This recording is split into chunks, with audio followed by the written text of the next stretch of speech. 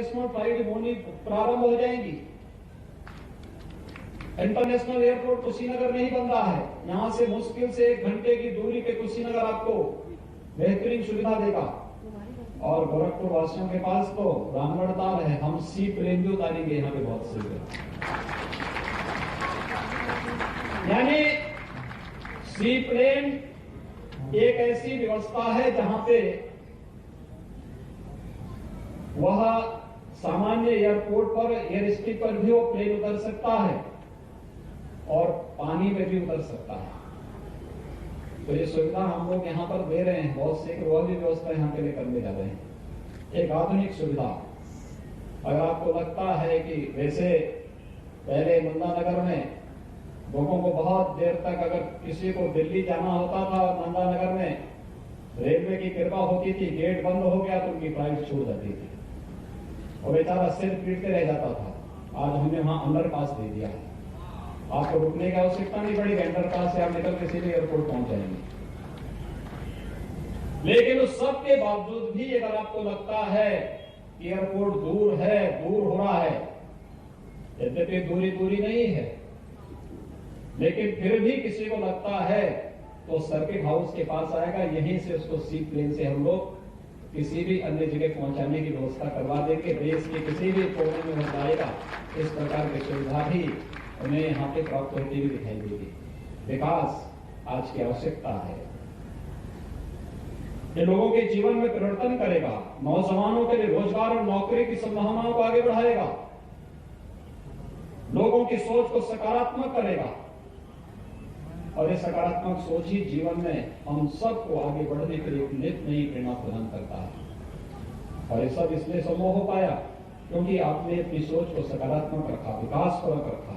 आज से नहीं, मैं पिछले 30 वर्षों से देख रहा हूं, जब भी मैंने किसी एक आह्वान के बाद साथ गोरखपुर वासियों को जुड़ा, एक गोरखपुर का वासी हर प्रकार के उससे ऊपर उठ करके गोरखपुर के लिए सड़कों पर हमारे साथ जूझता हुआ दिखाई दिया है।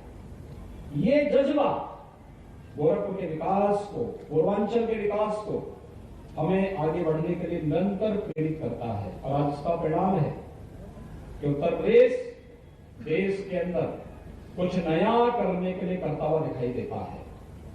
ये नयापन, इसकी प्रेरणा का केंद्र बिंदु गोरखपुर ही है। इस प्रेरणा के केंद्र बिंदु प्रधानमंत्री मोदी जी का मार्गदर्शन और उनका सानिध्य है। एक नई व्यवस्था के साथ हम लोग आगे बढ़ रहे हैं और परसों से जब 16 जनवरी से टीकाकरण का महाअभियान प्रारंभ होगा तो देश के अंदर दुनिया की सबसे बड़ी महामारी की पिछली सदी के सबसे बड़ी महामारी से कैसे जूझा भारत और कैसे हमने बेहतर परिवर्तन करके देश के सामने, दुनिया के सामने उदाहरण प्रस्तुत किया। भाइयों बहनों, यह अपने आप में एक मिसाल हो सकती है, लेकिन हमें आगे भी बचाव और सावधानी बरतते हुए इस कार्यक्रम को आगे बढ़ाना है। 2021 हमारे लिए बहुत महत्वपूर्ण है। 4 फरवरी 1922 में चौरी चौरा की ऐतिहासिक घटना घटित हुई थी। देश की आजादी की लड़ाई को इसने एक नया मोड़ दिया था। चौरी चौरा महोत्सव के कार्यक्रम को भी हमें आगे बढ़ाना है। पूरे प्रदेश के अंदर